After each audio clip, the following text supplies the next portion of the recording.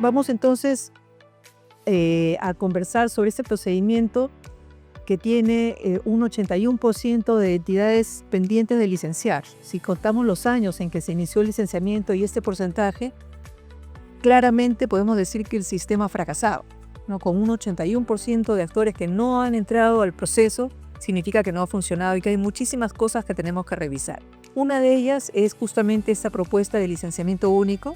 Ya las universidades los tienen y a igual razón, igual derecho, debería ser una copia espejo, digamos, la ley para que se apruebe a favor de los institutos y mirar este camino de la acreditación como digamos, la mejora continua en la que tenemos que asentar nuestras instituciones educativas. Entonces, ¿qué hacer?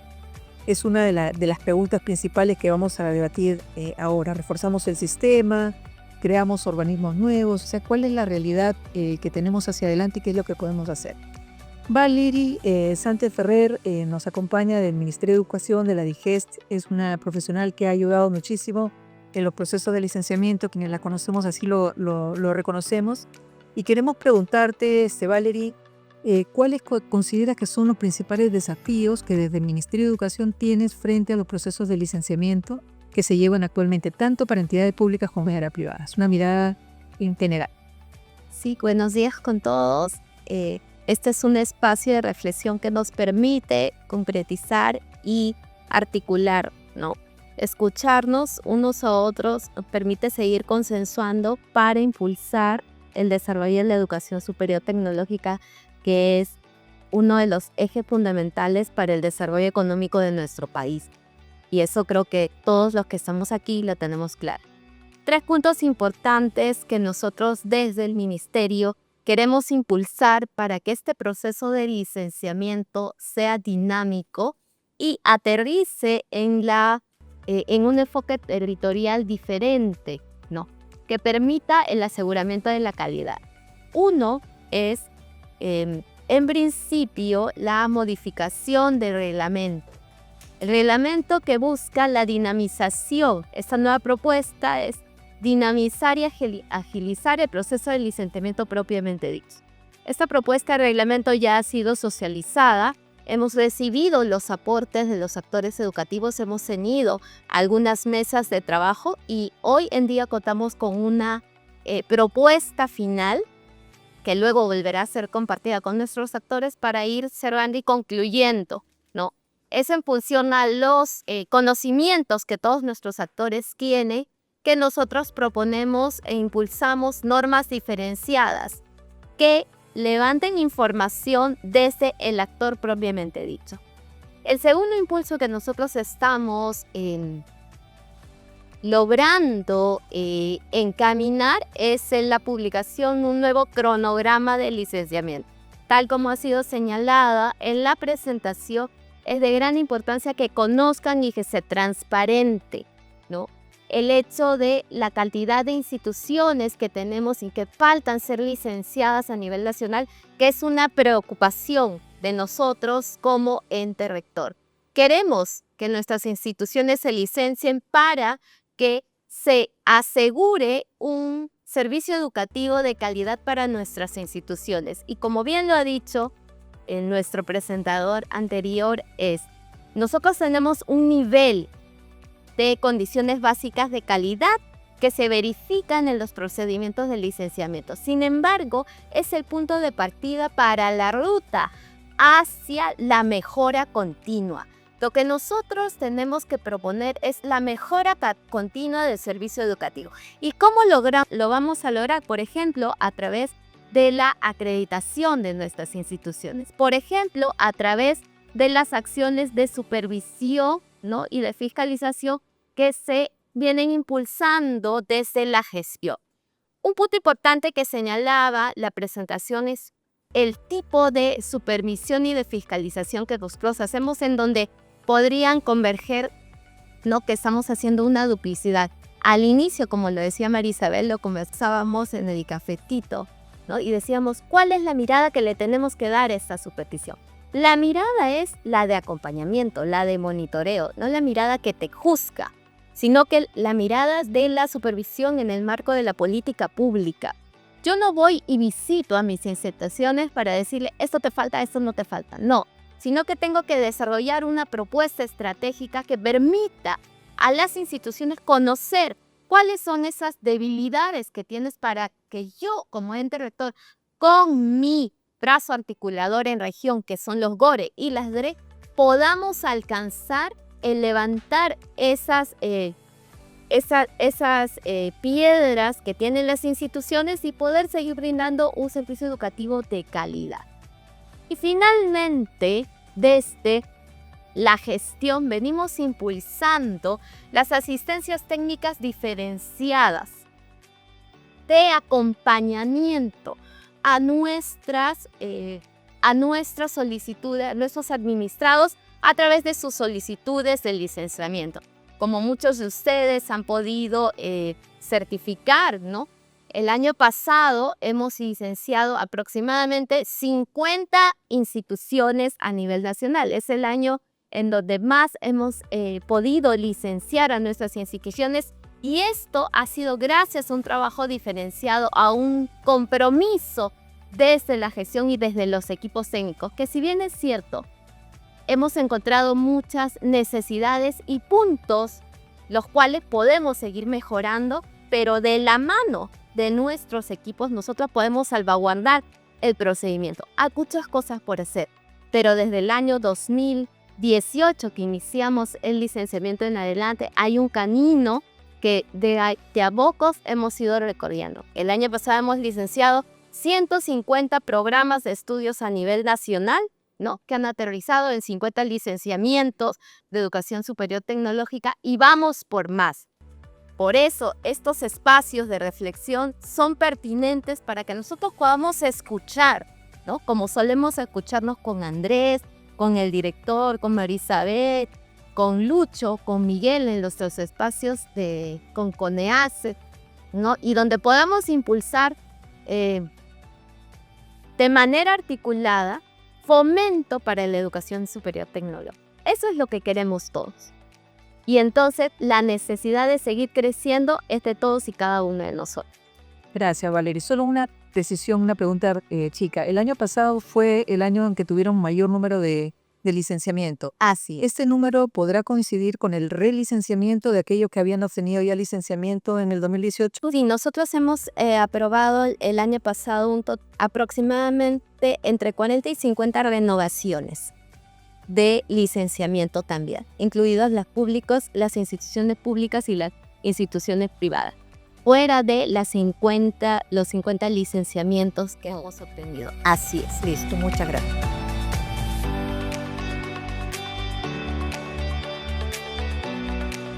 Es muy valioso contar con funcionarios públicos que tienen esta visión de, digamos, ayuda y de acompañamiento, por supuesto, a las instituciones, y no de una fiscalización sancionadora.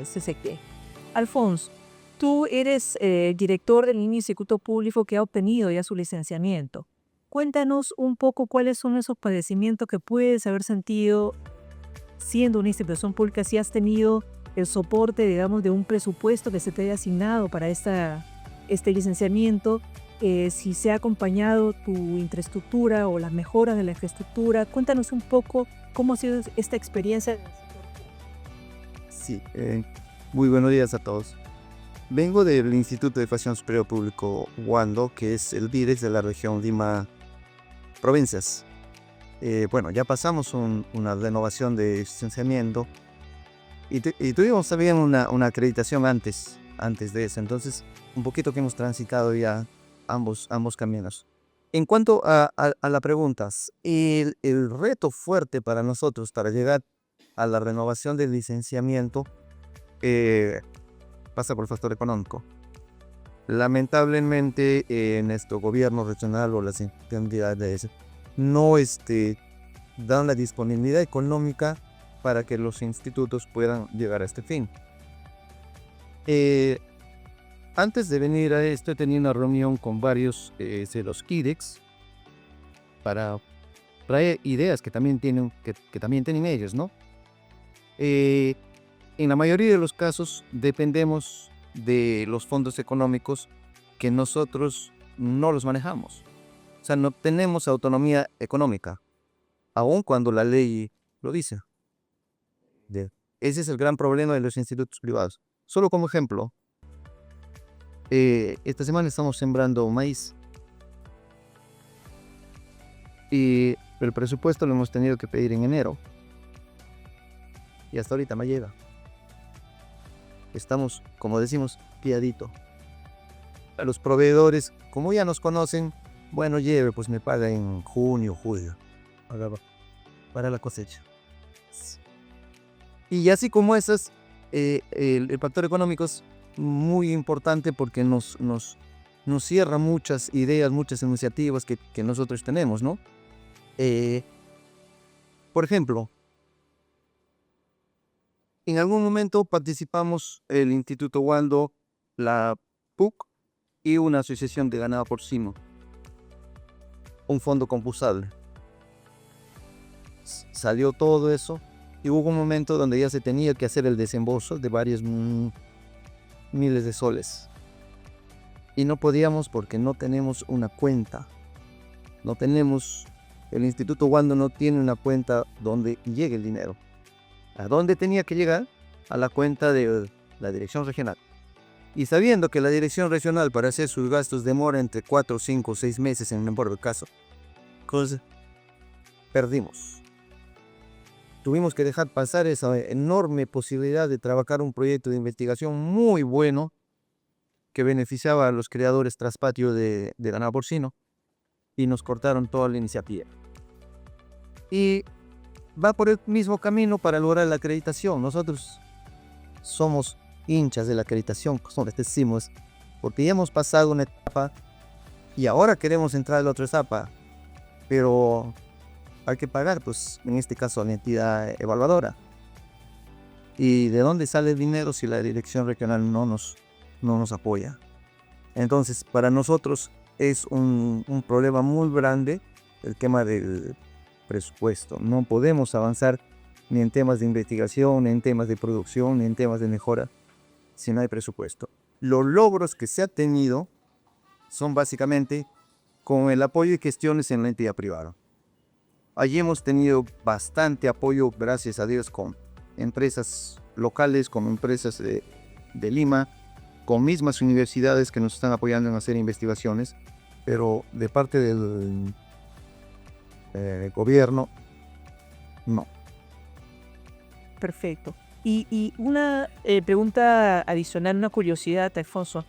En las instituciones públicas, cuando ustedes quieren innovar, por ejemplo, la carrera, cuando aliados con el sector productivo se dan cuenta de que hay especialidades nuevas que podrían explorar, ¿qué dificultades se encuentran con respecto a los docentes? Porque tienen asignados docentes que vienen en una carrera pública, ¿no es cierto? Que están asignados ya a las instituciones con un perfil profesional determinado. O sea, ¿cómo hacen para flexibilizar si tienen una oferta nueva la calidad de los docentes o digamos, la orientación profesional de esos nuevos docentes para esas nuevas especialidades? ¿Cuáles son las dificultades que encuentran para poder alinear oferta con demanda? Nosotros continuamente estamos de la mano con el mercado. Solo como un pequeño ejemplo.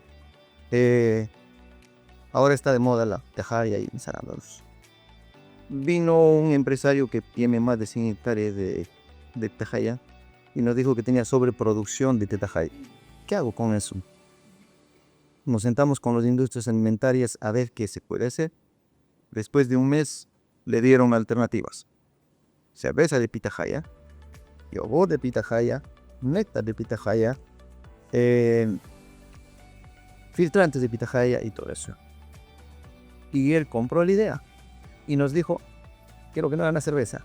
¿Cuánto quieres? Al mes más o menos unas 5.000 botellas. No es nuestro rubro producir.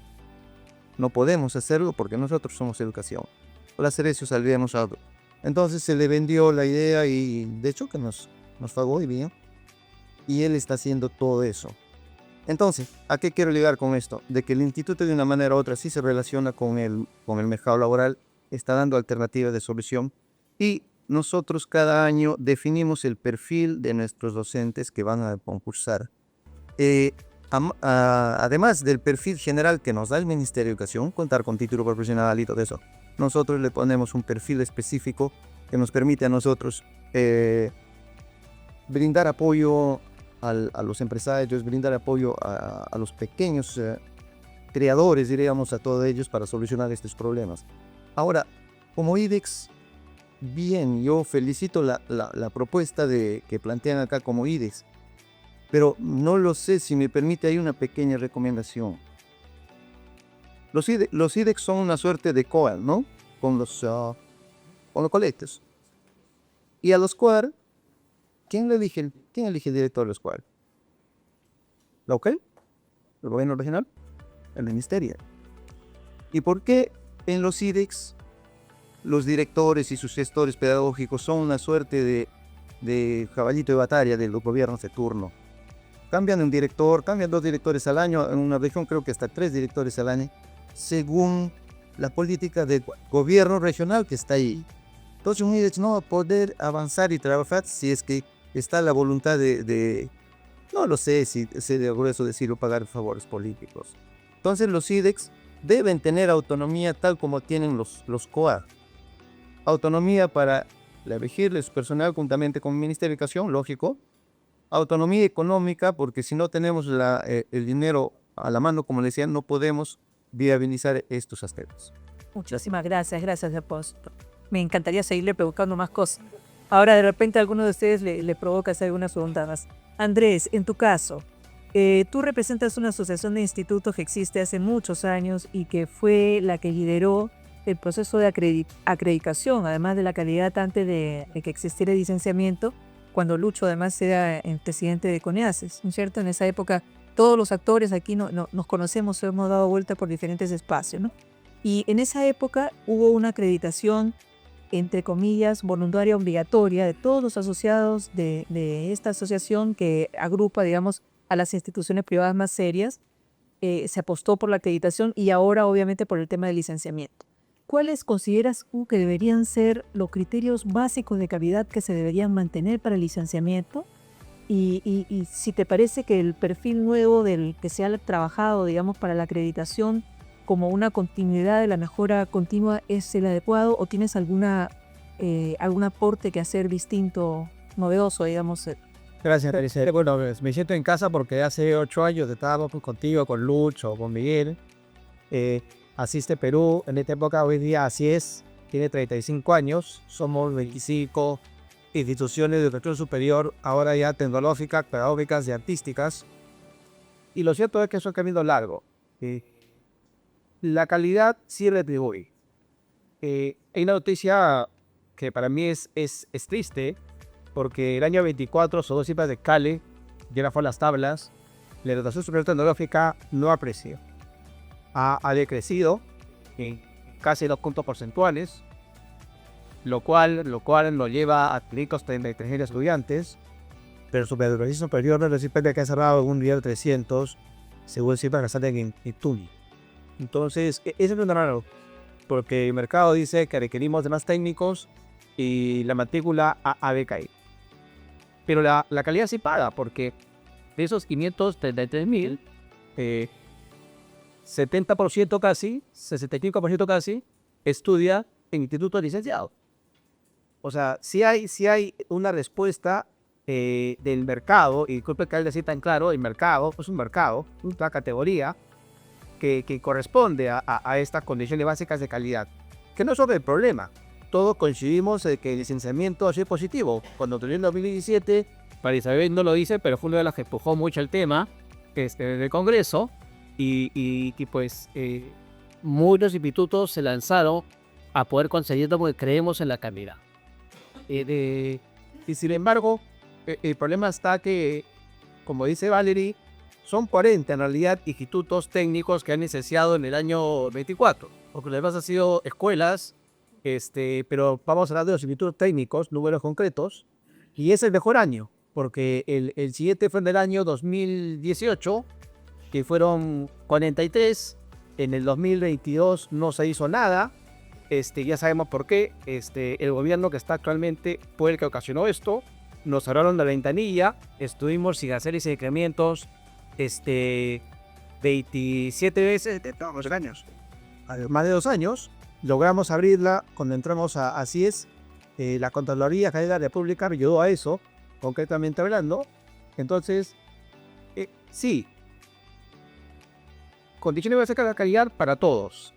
Me alegra mucho escuchar que Valle nos comenta que va a haber un programa obligatorio. Excelente. Requerimos eso, porque si no tenemos el incentivo, como dice Marisabel, lamentablemente públicos y privados nos hemos mal acostumbrado a que nos exija cumplir las normas. Eso dentro del gremio tratamos de que no suceda, pero también cada dirección es autónoma. Entonces las normas son lo primero y no deberíamos retener su supervisión para poder lograr. Pero es necesaria, sí. Empezó con un programa claro, es ideal. Las condiciones básicas de calidad tienen 40 medios de identificación, si la buena no me falla, y esos 40 se pueden llegar a traducir, como hablaba con Miguel, en 300 documentos distintos de presentar. Entonces, ¿somos educadores? ¿Somos personas de procesos? ¿O somos abogados? Con todo respeto para Lucho y las colegas de Lucho. Porque en educación pareciera ser que no se gestiona como abogado y no con pedagogos. Veamos cuántas de esas condiciones básicas de calidad se preocupan realmente por mi gestión pedagógica. Tengo el 7A, el 8A y el 9A que son un Excel. Entonces miramos un Excel y con eso decidimos calidad al curso. Entonces tenemos muchos objetivos. Plan de empleabilidad, de experiencias formativas, en fin. Aquellos que hemos hecho el licenciamiento sabemos de qué estamos hablando, pero nada de eso nos asegura que el joven y el padre de familia los tengan un resultado claro. La institución privada trata de resolver esto porque el problema de los públicos es de los privados, tampoco nos sobra la plata. Cada dólar que se invierte tiene que ser distribuido. Como dice Julio Velarde, va el lonchador en la economía. Entonces, es un problema importante, Marisabel. La acreditación, creemos en la acreditación, tú lo sabes. Orgullosos, recibíamos nuestro colibrí. El colibrí lo exhibíamos, pero por él lo dijeron que quema de mi precio.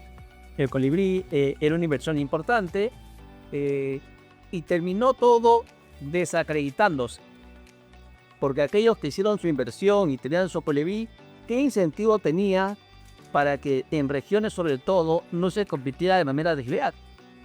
En día de hoy el Ministerio Valery emite títulos al nombre de la nación de todos los egresados de todos los institutos, sin distinguir quiénes han hecho el esfuerzo en inversión y quiénes no.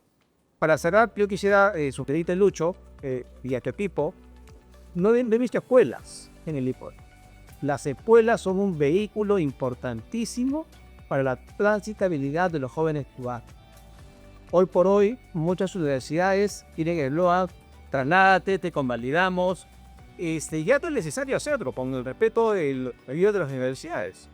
Porque la escuela te permite lograr esa transitabilidad no de 3 años, sino de 2 años, de 3 años, de 4 años, o si queréis llamarlo como 4 semestres, 6 semestres, 8 semestres, y lograr lo que el joven necesita, que es mejorar su empleabilidad.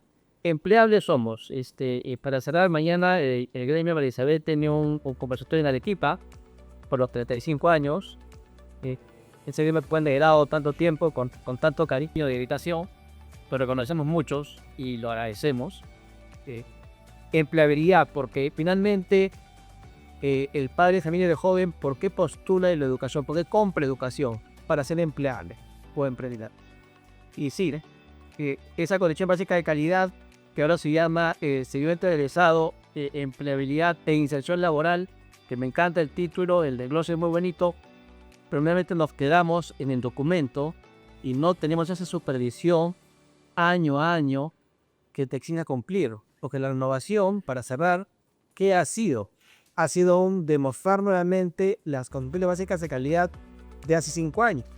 Pero cuando tú querías demostrar por qué no habías cumplido lo que dijiste de año a año, era materialmente imposible porque estaba mal articulado.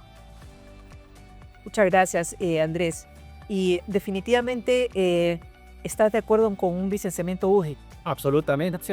La cifra me indica, ¿verdad? No podemos tener los esfuerzos escasos del ministerio renovando licencias cuando hay gente que no se necesita. Claro. Y una última pregunta pequeña. El plazo de la revisión, digamos, de los expedientes, ¿te parece adecuado? ¿Están de acuerdo con un silencio negativo o con un silencio positivo? Lo hemos dicho a Mali, lo tenemos dicho a la viceministra de Gestión Pedagógica, María Esther, le hemos dicho a Melina, se lo hemos dicho al señor ministro. Esto comenzó con 90 días hábiles. María Isabel lo recuerda, la ministra Paul Pablo, lamentablemente, con el argumento de la pandemia, lo pasó a 120 días hábiles, ¿ok? Y ahora lo van a pasar a 200 días, ahora. No, dice, porque la norma dice 120 más 80. Nuevamente entramos a un tema de abogados. Cuando vimos el neto con el proyecto, había tantas variables que en realidad no somos predecibles. O sea, que la inversión, la gestión y el desarrollo de los países se hace sencillo cuando hay predictibilidad. Cuando las reglas de juego son muy claras. Pero acá, nuevamente, no soy abogado, soy contador y administrador. Pero necesitamos abogados urgentes porque hay que estudiar las leyes para no equivocar. Sí, muchas gracias Andrés. Y nos vamos con Miguel Calderón, que también ha tenido un papel muy importante desde el Ministerio de Educación, por todos los espacios donde ha transcurrido en la administración pública. Ha sido un articulador fantástico de los reglamentos de la ley. Nos hemos trabajado en la época que estábamos del lado, digamos, de la asociación, y él estaba del lado del Estado. Hemos trabajado en la flexibilización lógica de los reglamentos y eso lo apreciamos muchísimo. Ahora Miguel está trabajando en el tema de la acreditación de la calidad, luego que se ha revivido. Ha estado durante muchos años, recordarán, el CIMIACE se puso en pausa, ¿no? Y ha revivido y está con nuevos bríos, presentando nuevos, digamos, estándares para la acreditación. La pregunta es, ¿qué condiciones crees que se deben garantizar en los procesos de acreditación, a diferencia de licenciamiento, para que haya un desmarque de lo que es una licencia original, digamos, inicial de autorización de funcionamiento y lo que es la acreditación de calidad que debe venir después? O sea, ¿cuál debe ser esa diferencia marcada entre una etapa y la otra? Muchas gracias, Marisabel, también por recordar un poco la trayectoria de todo este tema que viene a colación justamente con esta propuesta del Consejo Nacional de Educación, en cuyas, digamos, cuyos lineamientos creo que la mayoría de nosotros está bastante de acuerdo. Creo que es muy importante que en materia de educación superior tecnológica, tanto para institutos como bien ha señalado Andrés, también para escuelas, hablemos de una ruta para la calidad, ¿no? Que involucre o que pueda contemplar el ciclo vital de las instituciones, desde su creación hasta lograr sus niveles de excelencia.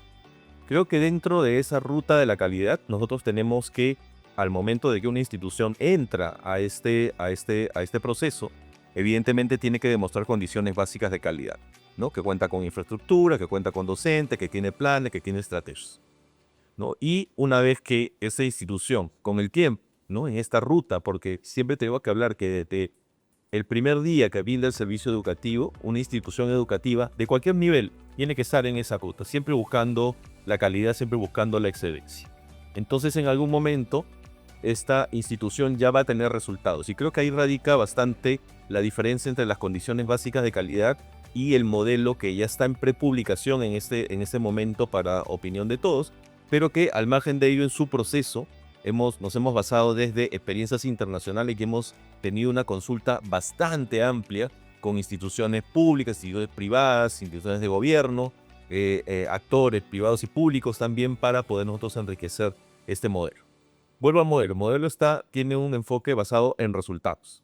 ¿Sí? El enfoque del modelo apunta principalmente al logro de resultados de nuestros estudiantes, si es que han logrado las competencias, ¿no? Si es que, y otra característica muy importante para la educación tecnológica es la vinculación con el entorno, tanto con el sector productivo, para que con ello puedan, ¿no?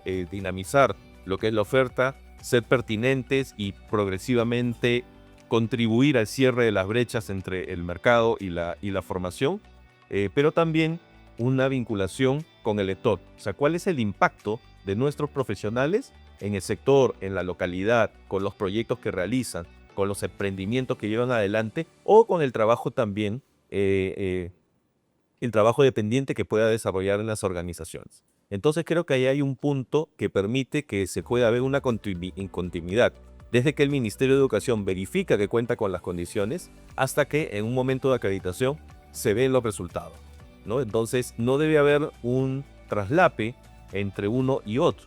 Es decir, la acreditación no va a revisar que se cumpla con el ITSE o que se cumpla con que la ventana tenga el vano de 90 centímetros y la apertura hacia afuera y todo lo demás. De esas cosas he aprendido. Yo no soy ni arquitecto ni constructor, pero sé mucho de infraestructura.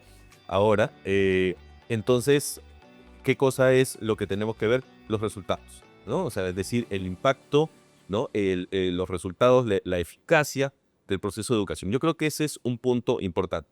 Y en esa lógica, sí tiene sentido hablar que una vez que el Ministerio de Educación verifica las condiciones básicas de calidad y le da el go a la institución educativa, en algún momento, con ciertos plazos, ahí entramos un poco al tema legal también, esta institución tiene que entrar a un proceso de autoevaluación y un proceso de acreditación institucional, ¿no? Entonces podemos poner plazos y en ese plazo la institución puede ya no hablar de, vamos a decir en algún momento, de la vieja renovación del licenciamiento, sino que ya continúa la ruta de la calidad y de ahí podemos ver un horizonte mayor.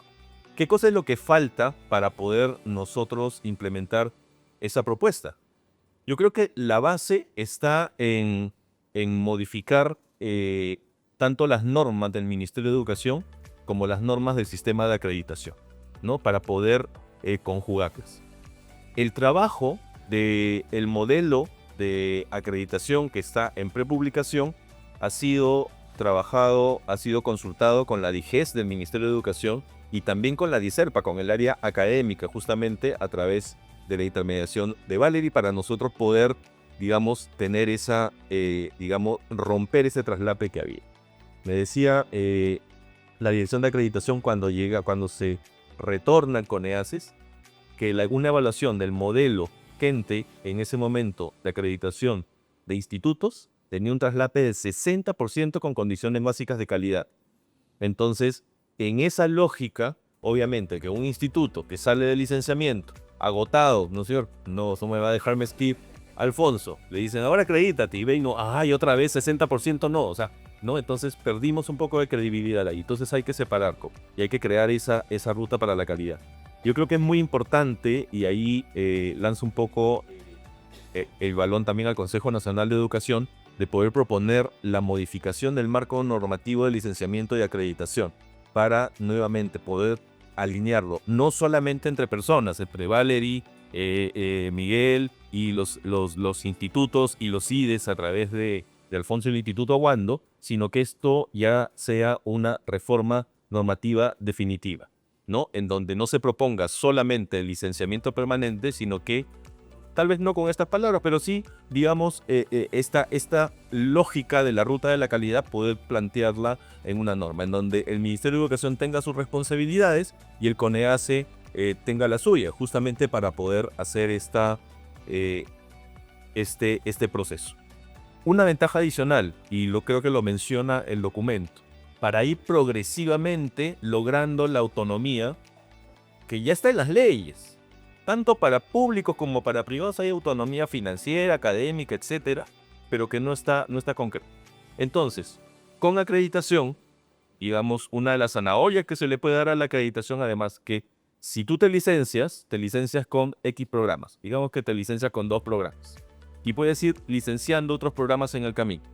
Pero una vez que tú logras la acreditación, como está basada en resultados, y le estás demostrando, ¿no?, a la entidad pública que tú tienes vinculación con el sector productivo, que tienes carreras pertinentes y tienes resultados en el mercado, tienes la posibilidad tú mismo de poder crear tus propias carreras sin necesidad de pasar por licenciamiento de programas, ¿sí? ¿Esto por qué es importante? Porque, a ver, no ha tenido, o en algún momento cuando se hace esto en las universidades, o algunos dirán, van por la SUNEDU, universidades creen sus programas, y en un mes quedaron como 3.000. ¿Cuál es la diferencia con nosotros? Que tenemos un ente técnico normativo que se llama DICERPA, y que tiene un documento que se llama Lineamientos Académicos Generales. Y tenemos una herramienta muy potente a la cual le tenemos que dar mucho impulso, que es el Marco Nacional de Cualificaciones. Entonces, con ello, y las instituciones con autonomía, lo que vamos a lograr es dinamizar, no que exploten programas, ¿no? Harán un programa que ahora pues lo harán después semipresencial y después virtual. Según los abogados, este Ministerio de Educación, esos son 3 programas diferentes, entonces los cuenta como 3. No, son los mismos con diferentes enfoques, ¿no? O sea, no nos engañemos, o sea, por ahí va la cosa. Entonces, no va a haber una explosión, sino que va a haber una dinamización. Y lo que siempre le decimos a la educación tecnológica, tienen que ser permeables al mercado, ¿no? Tienen que estar siempre atentos y crear programas. Que no me deje mentir Alfonso. Si Alfonso detecta una necesidad mañana para el próximo año, pregunta, ¿puedes crear un programa ad hoc para eso? Teniendo como horizonte de licenciamiento 120 días y después 80 más.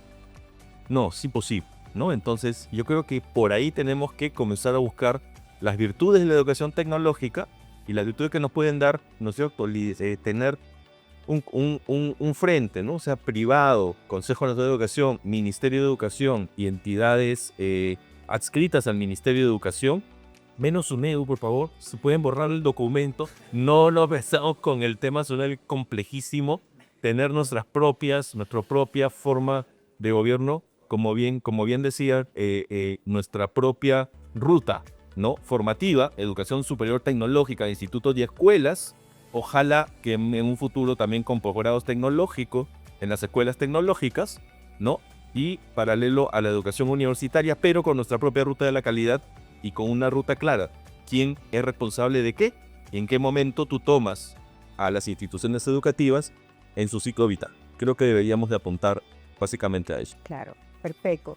¿Y quién acredita? ¿Y las acreditadoras, cuál es la posición, digamos, correcta? Que sean nacionales, que sean internacionales, que estén inscritas, ¿se reconocerán las acreditaciones externas? ¿Cuál es la idea en este sentido? Sí, la forma que tenemos ahora es que el tema de la acreditación de instituciones, de institutos y escuelas es regulada por el CINEASE a nivel nacional. Hay acreditado, la única acreditadora nacional es el CINEASE, a través del proceso que ya conocen, de autoevaluación, evaluación externa y acreditación por parte del CINEASE. Pero también estamos ya publicando, ¿no?, el reglamento para el reconocimiento de acreditaciones internacionales, ¿no?, en donde básicamente un acreditador internacional se tiene que verificar que su modelo corresponde a los estándares mínimos, ¿no es cierto?, las dimensiones que tenemos dentro de lo que es el modelo de acreditación de instituciones, y se puede reconocer a través de un procedimiento administrativo muy ágil que no tiene una duración muy amplia, ¿no? Y yo siempre acá, algo que he conversado con la dirección de acreditación, pero que siempre digo, tenemos que asumir además el rol como entidad responsable de la acreditación, de fomentar junto con el Ministerio de Educación, justamente para resolver los problemas que menciona Alfonso. Hay 20 institutos públicos, a 20 o 22, no recuerdo, institutos públicos a los cuales ya les he metido a la yugular, ¿no? Y Alfonso es testigo, porque cada vez lo llamamos a cada rato ya. Entren al proceso de acreditación institucional. Vamos a probar el modelo, ¿no es cierto? Entonces, queremos ese rol promotor, de promover en los institutos, escuelas públicas, ¿no?, la acreditación.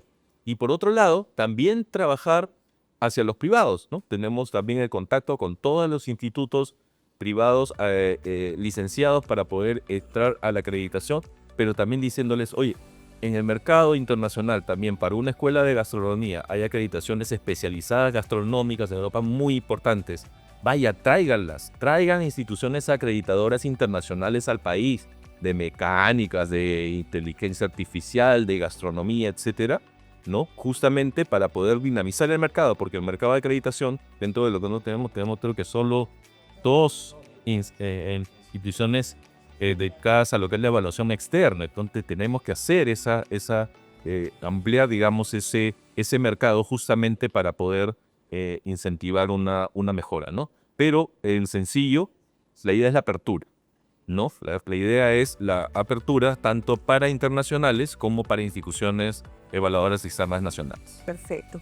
Y en esa línea yo comento, ¿no? En el Consejo Nacional estamos preocupados también de la educación técnica que se ofrece en los CETOS. Es un espacio que vamos a comenzar a revisar.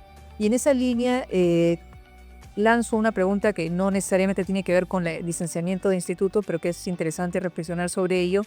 El IPEVA tiene a su cargo los CETOS, ¿no? Los CETOS, a pesar de que es educación técnica, que forma, digamos, a personas que tienen hasta la educación primaria, porque ese es el requisito para ingreso, y que dan títulos técnicos, está en el IPEVA. Pero son instituciones que no han licenciado, no existe el cronograma de licenciamiento en absoluto, al igual que los colegios, y se están creando estándares para acreditación. Entonces, ¿cuál es la lógica de crear estándares de acreditación, por ejemplo, en el IPEVA, que sé que no te compete, pero está dentro del CINEACE, para la educación técnico-productiva y la básica, si no son instituciones que no tienen, ni siquiera en el panorama más cercano, un proceso de licenciamiento previo para poder acceder a la acreditación? ¿Cómo se entiende ese menjunje? Ok, como son temas muy reservados, igual los voy a comentar. Nadie lo va.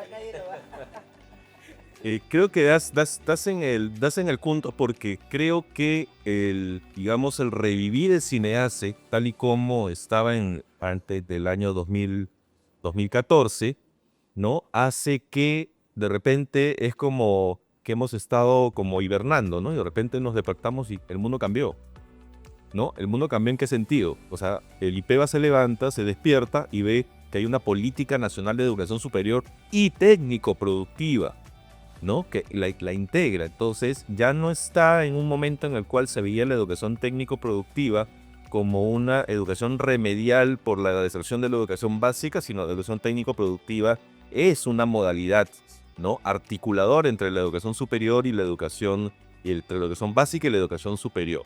Entonces, todo lo que trabaja, por ejemplo, la dirección del Ministerio de Educación tiene que ver con CETOS, tiene que ver. Entonces yo creo que ahí, primer punto, y eso yo lo he conversado en el COSU CINEACE y también lo he planteado en un foro del Consejo Nacional de Educación, y es que se tiene que tal vez pensar en que el IPEVA sea educación básica, y que la educación técnico-productiva pase a CONEACE para poder además tener esa lógica de transitabilidad, ¿no? Técnico-productiva, superior tecnológica, institutos, escuela, ¿no? Que es lo que manifestaba también. Ese es un punto. Segundo, hay un trabajo que hacemos también fuera de los institutos licenciados que yo creo que se puede replicar con los CETPROS. Uno es, claro, hay institutos públicos que ya son licenciados, privados también, pero hay otros que sabemos, y ahí es una mirada ya más estratégica que nos damos, cuáles van a entrar al licenciamiento. Entonces comenzamos a ir por ahí, ¿no? Para decir, oye, no, pues licénciate, ¿no? Impulsarlos, ¿no? Que vaya un poco más rápido, es como promover un poco, ¿no? Que vayan por el proceso de licenciamiento para que inmediatamente después puedan engancharse con la acreditación. ¿Por qué razón? Porque son instituciones que ya tienen trayectoria, que vienen de mucho tiempo, porque el licenciamiento ha venido muchos años después de que estas instituciones existan, ¿no? Entonces creo que podemos hacer lo mismo con los CEL. Yo en algún momento le manifesté al ministro que esa podría ser una estrategia, le podríamos llamar como que de 2x1. ¿Por qué razón? Porque ya detectamos que hay una capa de CETPROS que ya tienen una trayectoria, que ya cumplen con las condiciones básicas de calidad y que incluso con los resultados que tiene estarían ya hábiles totalmente para entrar a una autoevaluación. Entonces, ¿qué hay que hacer ¿Qué hay que hacer por ahí? Primero, empujar al Ministerio de Educación para que destrabe el proceso, ¿no? Los procesos que actualmente ahorcan a los CETOS, que no pueden crear programas, que no pueden hacer nada hasta que no sean licenciados, y van a estar licenciados dentro de 10 años, ya que seguimos a este ritmo. Segundo, yo creo que buscar mecanismos para que esas capas de CETOS, ¿no? Junto con los gobiernos regionales, puedan entrar a un proceso de promoción en donde pasen rápidamente por un proceso de licenciamiento y también den el salto a la acreditación. Es un programa que se puede desarrollar, que podemos tener en 2 o 3 años algunos resultados, y que comenzamos ahora. Pero esto tiene una base que también lo quería comentar y que creo que no ha salido y que es muy importante. Y que es que esta norma que yo propongo, que se puede debatir al interior del Consejo Nacional de Educación para poder articular esta ruta de la calidad de institutos y todo lo demás, tiene que tener un componente muy importante que nos va a ahorrar, que nos va a llevar a que el licenciamiento se pueda hacer de una manera más eficiente y rápida. Integrar tecnologías en la evaluación. O sea, no podemos seguir PDFeando archivos, porque eso es lo que tenemos actualmente en el Ministerio de Educación y en CINEACE también, ¿no? O sea, tenemos los archivos de acreditación todavía PDFeados ahí en un disco duro, ¿no? Toda esa información tiene que ser estructurada, toda esa información tiene que ser metida en inteligencia artificial para que las evaluaciones salgan mucho más rápido, utilizar todas esas herramientas que nos van a permitir que una evaluación de 120 días, o lo como era antes, 90 días, se puede hacer en la mitad y eso, ¿no? En la mitad de tiempo y eso. Y es cuestión de habilitar legalmente a estas instituciones para que puedan utilizar eso dentro de lo que son los procedimientos administrativos, ¿no? Porque muchas de las resistencias justamente son esas, ¿no? Entonces, yo creo que con eso, ¿no? Vamos a agilizar los procesos de evaluación, vamos a disminuir los tiempos, y si habilitamos o abrimos la portal normativa para que los CETPRO puedan entrar a un proceso de licenciamiento y acreditación, o un proceso, ¿no?, más lógico de acreditación que comience con el cumplimiento de las condiciones básicas, podamos también tener a estas instituciones en esos procesos en el corto plazo. Perfecto. Muchísimas gracias, Miguel. Hemos cumplido puntualmente nuestro panel y ahora le parece que vienen algunas preguntas. Buenos días con todos. Yo soy Graciela Seminario, directora nacional de Cenfotur. Nosotros somos un caso especial, como en el año pasado, en abril del 2024, gracias Valeria, salió la resolución viceministerial 034 que da las normas para las condiciones básicas de calidad para instituciones que no son del sector de educación, como la nuestra, que somos del Ministerio de Comercio Exterior y Turismo. Lamentablemente hubieron dos puntos con los cuales no pudimos licenciarnos. Primero, porque nuestras filiales son locales alquilados y ahí le pediría más flexibilidad al Ministerio, porque los locales están alquilados, tenemos los contratos de alquiler, pero dice que tiene que ser a 3 años y con renovación a 10 años. Entonces ahí un poquito que eso fue lo que nos impidió que tuviéramos el licenciamiento.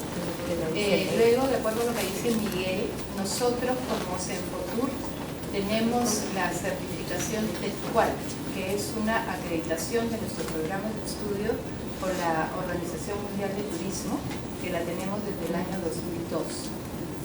Tenemos ya desde el 2002 a la fecha, se renueva cada 3 años, acreditados ya 3 programas, y este año ya hemos presentado el programa de gastronomía peruana internacional. Entonces, en noviembre de este año va a venir la OMT para certificar los 4 programas, acreditarlos con esa certificación TEDQUAL, que es una acreditación internacional. Yo creo que vamos a volver a presentarnos al licenciamiento y luego a la acreditación, pero sí yo pido un poco más de flexibilidad en esos temas, porque en realidad creo que los 2 puntos por los cuales no nos hemos podido licenciar eran bastante, podría haber más flexibilidad. El otro punto era que para las experiencias formativas de situaciones reales de trabajo teníamos que tener convenios muy específicos con las empresas. Tenemos convenios, sí los tenemos, pero no tenemos los acuerdos o los mecanismos específicos, ¿no? Entonces, agradezco además al Minedu, porque en realidad la atención, no estoy de acuerdo en lo que han dicho de la burocracia, porque en realidad con nosotros sí la atención ha sido inmediata y muy eficiente, pero lamentablemente nos quedamos ahí. Nos volvemos a presentar en mayo. Muchas gracias por la participación. Yo quiero recordarles que este término de experiencias formativas en situaciones reales de trabajo, que es un poco excéntrico, es de la autoría de Miguel. No, y fue muy acertado el que lo introdujera, digamos, dentro de las normas, porque lo que hemos padecido durante años y en los institutos era el tema de las prácticas de los estudiantes, ¿no? O sea, estaba totalmente mirado, digamos, balsamado en todo lo que eran normas laborales y no de una experiencia formativa de un estudiante que va al sector productivo para adquirir la experiencia que necesita para estudiar. Entonces, la salida de Miguel fue brillante y expectoró, digamos, estas prácticas preprofesionales de la norma laboral y le dio un carácter más académico, ¿no? Pero ciertamente hay que agilizar también esto de la demostración de que estas experiencias se hacen. No necesariamente tienen que tener los convenios todos firmados, sino que la certificación de los estudiantes que garanticen que la han llevado adelante sea un instrumento de prueba suficiente, ¿no? Sí, justamente respecto a ello, nosotros estamos planteando esa modificación en el reglamento, puesto que no podíamos pasarlo por alto ni flexibilizarlo, porque eso está regulado en el reglamento que se encuentra vigente, ¿no? Entonces,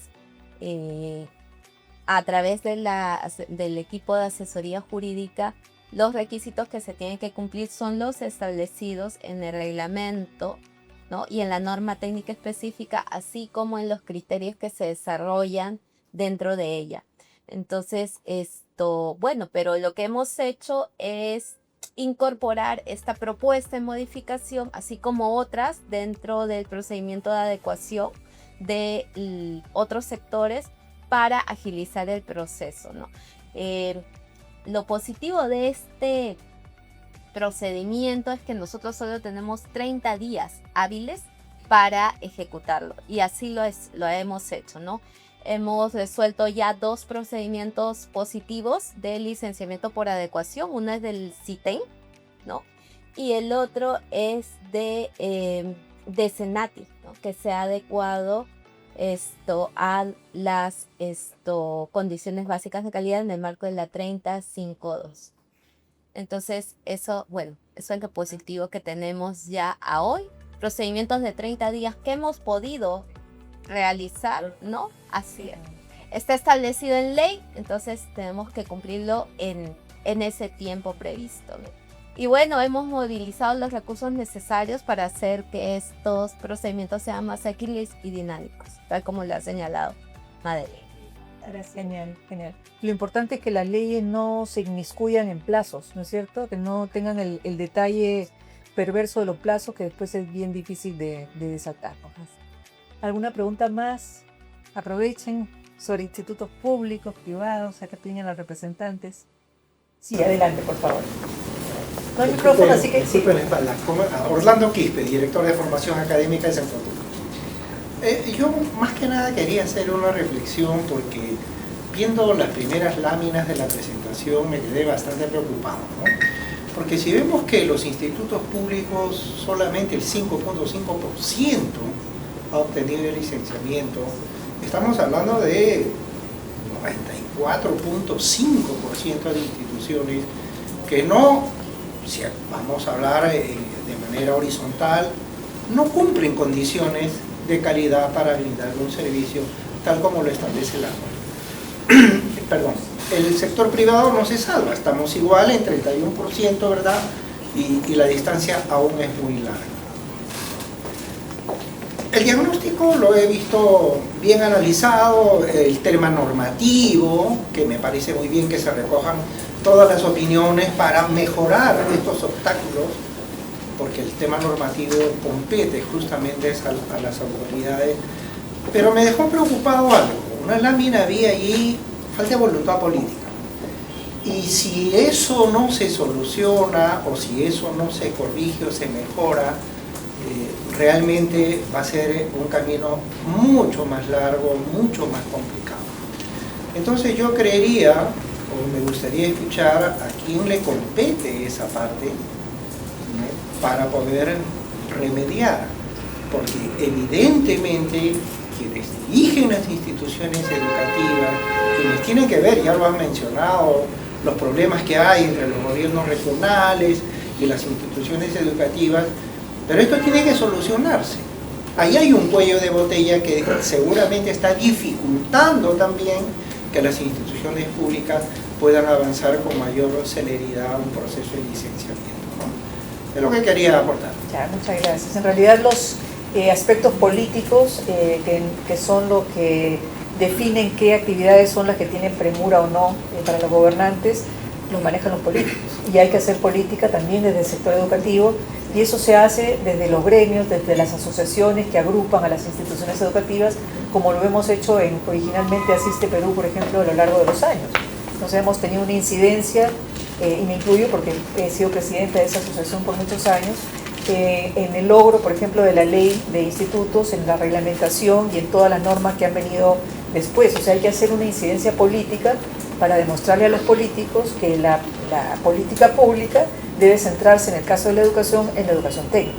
sin ninguna duda, ¿no? Eso genera no solamente una regulación que sea mucho más realista, sino que además permita el acceso de los demás peruanos a la educación técnica, inclusive a través de los sistemas de becas públicas. O sea, hay mucho que se puede hacer, pero hay que hacer política desde donde nos toque estar, ¿no? No sé si alguien quiera comentar también algo sobre esta participación, no, de acá del panel me refiero. Sí, Miguel. Sí, yo creo que suscribo totalmente lo que señala Marisabel, pero también creo que hay un punto en el cual podemos obligar a que los políticos que actualmente tienen cargo en los gobiernos regionales puedan tomar cartas en el asunto.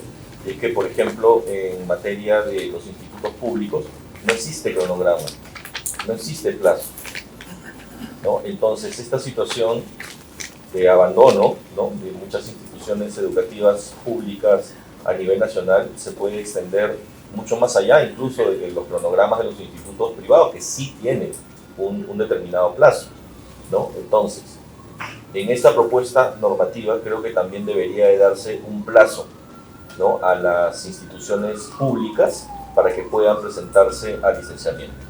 3, 4, 5, 6, no sé, algo para que justamente los gobiernos regionales abran los ojos y comiencen a decir, ahora sí, me meto a esto, ¿no? Cusco, que tiene toda la intencionalidad, no tendrá ningún problema, pero todos los demás que no asumen un liderazgo para poder mover un poco, sobre todo en las regiones que no cuentan con ninguna institución licenciada, puedan comenzar a trabajar en ello. No sé, también desde el punto de vista técnico podemos hacer algún tipo de presión. Y si me permite solamente una fe de rata, yo dije que estaba en prepublicación el modelo, ¿no? El modelo ya lo aprobamos, está en prepublicación, son las directivas justamente para activar los procesos, ¿no? Sí, ya esto ya es... sí, algo de la tercera edad, lo que cuando cuando Marisabel al comienzo mencionaba que hicimos la ley, yo me imaginaba yo con una túnica, con unas tablas así de la ley de institutos. Parece que ha sido hace muchos años, muchísimos. Ya llegamos a la cima de la montaña y nos toca bajar ya, o sea que toda la experiencia que recordamos es la previa. ¿Alguien más que quiera participar? Sí, por favor, adelante. Sí, creo que viene un clavo para de voluntades políticas. Lamentablemente sí, es cierto. Cuando nosotros entramos al primer licenciamiento, entramos voluntariamente, no porque nos haya obligado el gobierno regional, ¿no? Porque habíamos salido de un proceso de acreditación y creíamos que ya estábamos, ok, vamos al licenciamiento. Y bueno, lo logramos porque hubo la voluntad del equipo de trabajo, más no porque el gobierno regional o la dirección regional nos haya puesto una fecha y un plazo. Gracias a Dios nos licenciamos, fuimos para la renovación del licenciamiento porque ya la ley vencía, ya terminaba nuestro licenciamiento y la norma te dice que un tiempo antes ya tienes que ir presentándote. Entonces tuvimos que entrar, no porque el gobierno regional le interesaba que nos renovemos nuestro licenciamiento, pero no, tuvimos que entrar. Y realmente no hemos tenido el apoyo del gobierno regional, más no así Chancay. Chancay se licenció por Coscochico. Ahí sí hubo voluntad política. Entonces, lo que usted dice es cierto. Lamentablemente para los procesos de licenciamiento juega mucho la voluntad política de los gobiernos que estén de turno. Pero también creo que trabaja en nosotros, las instituciones públicas o privadas o gremios, qué sé yo, presionar a los gobiernos regionales o a las direcciones regionales para que nos apoyen y los institutos podemos salir hacia adelante, ¿no? Muchas gracias. Sí, por favor, adelante. Muy buenos días con todos. José Milla, soy jefe de la Oficina de Gestión de la Educación Superior a nivel metropolitano. Primeramente informarles que el año pasado se habían proyectado 6 instituciones de educación superior tecnológica públicas al 31 de diciembre que deberían presentarse al proceso de licenciamiento. No fue posible, sin lugar a dudas. En diciembre concluimos eso y coordinamos con el equipo de la DIGESUPA para poder plantear ese plan de optimización que justamente proponía como plazo máximo 31 de diciembre. Entonces, en las coordinaciones técnicas que hemos tenido, hemos priorizado 3 instituciones públicas para que este año se puedan presentar al proceso de licenciamiento. Y podamos obtener esa autorización, ¿no? Como instituciones públicas. La dificultad que tenemos actualmente, sin lugar a dudas, es la brecha infraestructura, ¿no? Y la mayor parte de las instituciones públicas la tienen.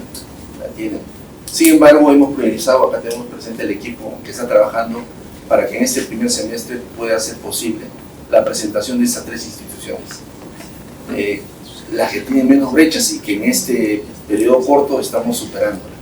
Gracias al apoyo, sin lugar a dudas, de la gestión presente, bueno, el director Marcos Tupayachi está apuntando a la educación superior para que se concretice un proyecto que puede llegar al 31 de diciembre, que sea en el primer semestre. Y esperemos que las 3 instituciones que están programadas para el próximo año puedan asegurar las condiciones básicas de calidad en el segundo semestre y puedan hacer posible su presentación también. Entonces, la brecha infraestructura yo creo que vamos a tener que superarla de otras formas, porque tal como están nuestras instituciones que están en el centro histórico de Lima, no cumplirían con esta condición, sin lugar a dudas, ¿no?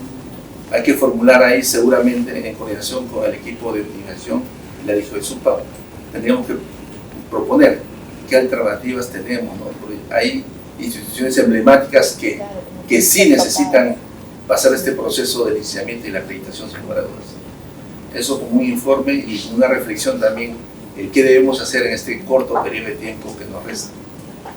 Gracias. Gracias. Valeria, tú. Sí, Lima Metropolitana era una gran preocupación para nosotros desde la gestión, ¿no? Puesto que al ser zona urbana y capital en nuestro país no tenía ninguna institución licenciada. No se priorizó dentro de los cronogramas y el impulso de las gestiones así no lo permitió. Sin embargo, hemos recibido muy positivamente, ¿no?, esta modificación de cronograma de Lima Metropolitana para este año 2024 y desde nosotros, desde la DIJOESUPA, el compromiso para garantizar, ¿no?, el acompañamiento en la presentación de sus expedientes. Es cierto lo que menciona José. José nos comenta qué hacemos con las instituciones que están en el centro histórico, por ejemplo, ¿no?, y que no pueden ser tocadas porque son declaradas como patrimonio cultural. Eso también es una precisión que estamos haciendo como un salvaguardo, un salvoconducto dentro de la propuesta de modificatoria de reglamento para permitir, ¿no?, legalmente hablando, un vacío que nos permita asegurar el acondicionamiento oportuno de este tipo de instituciones, ¿no? Ahí, por ejemplo, tenemos el Parco, por ejemplo, ¿no?, así como otras.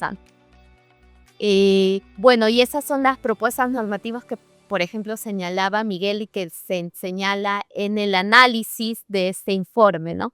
Esas propuestas normativas que tenemos que flexibilizar y dinamizar, no con la intención de disminuir condiciones básicas de calidad o de disminuir el cumplimiento de las mismas, sino más bien de promover con enfoque hacia el territorio y hacia la mirada de lo que tenemos para sostener la oferta educativa en nuestras 26 regiones. Perfecto. ¿Alguna participación más? Sí, por favor, adelante. Yo soy Diana Castillo, la directora académica de Turismo Creca de la escuela. Bueno, creo que todos acá coincidimos que un poco lo que queremos con todo esta reevaluación de todo esto es agilizar procesos, pero asegurando la calidad, ¿no? Entonces, quería pedir también que tengan en consideración, creo que todo lo que se le pide a la institución como institución, nosotros vamos a hacerlo, pero que tengan en cuenta cuando dependemos de otras, de empresas, de externos, ¿no? Porque ahí sí complejiza un poco el agilizar esto. Ya tocaron el tema de las experiencias formativas, me encanta que lo estén evaluando porque esos convenios de verdad cada vez, me encanta la idea de haber salido de las experiencias de las prácticas preprofesionales y pasar a esto, pero creo que hay cositas por ajustar, ¿no? Entonces me quedo feliz sabiendo que lo van a tener en cuenta, pero también hay ciertos contratos que nos exigen de un tiempo que estén contratos de acá a 6 años, ¿no? Cada vez que queremos licenciar. Creo que al final eso también entorpece un poco porque, por ejemplo, si hablamos de bases de datos, de bibliotecas, ¿no? Creo que nosotros demostrando una solvencia económica, ¿por qué tengo que demostrar un contrato a tanto tiempo si pueden aparecer otras ofertas en el rubro que contengan mejor contenido para el alumno y yo pueda migrar a eso? Creo que sustentando una solvencia económica yo no necesitaría demostrar un contrato que al final me obstaculiza porque después penalidades a la institución por salir de esos contratos. Les he puesto el ejemplo de biblioteca, pero también los que manejamos laboratorios remotos nos piden contratos de acá a 6 años, pero en verdad en el camino pueden aparecer cosas mucho más interesantes para el alumno, para el docente, y quisiera que evalúen eso también para que realmente flexibilice y agilice y al mismo tiempo nos dé esa potestad de poder cambiar para mejorar de cara hacia el alumno. Entonces, como que eso para que lo tengan en cuenta si están haciendo toda esta reforma.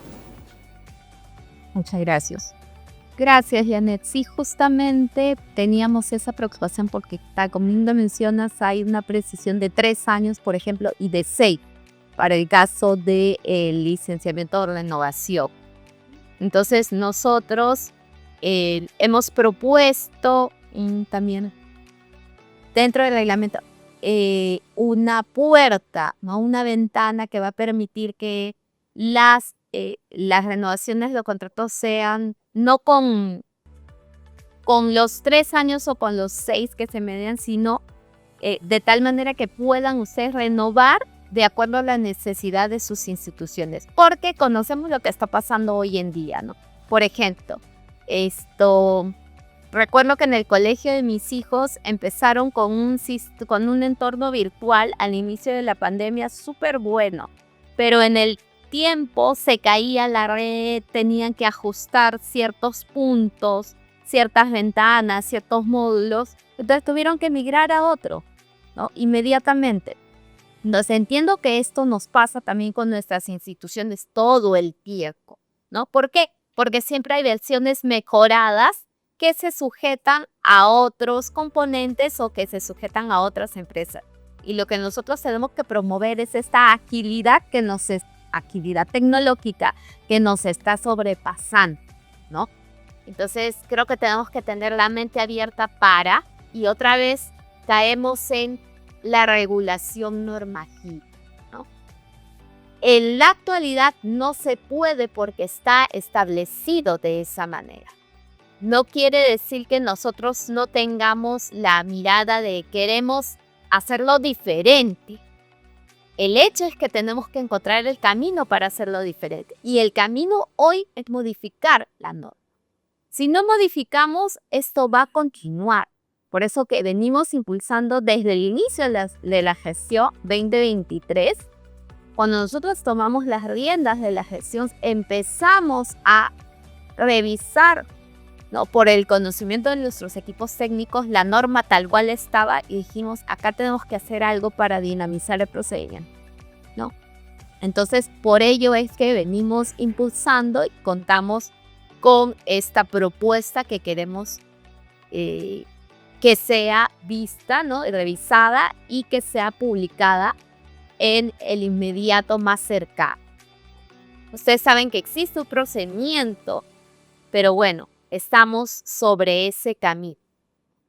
Y todo el tiempo, no es que solamente lo tenemos ya y se cierra, ¿no? Sino que todo el tiempo escuchamos, anotamos y impulsamos la mejora en ciertos puntos que pueden estar desatendidos dentro de la misma propuesta. Por ejemplo, estos espacios nos permiten a nosotros conocer. Cuando tuvimos una reunión con el gremio también, ¿no? Y así con otras instituciones y nuestros PUBIES, por ejemplo, ¿no? Y nuestros GORE. Entonces, quizás no sea la perfecta, ¿no? Porque toda norma es perfectible, pero creo que va a recoger muchos de los puntos que hemos dejado sin abordar en la propuesta que tenemos vigente. Muchas gracias, Valeria. Lo bueno es que como son regulaciones propias del ministerio, las soluciones ministeriales sí tienen la flexibilidad de arreglar. Bueno, yo creo que nos quedan 5 minutos, vamos cerrando ya nuestro panel y invitamos a nuestro presidente para que haga la clausura y nos dé su palabra de despedida.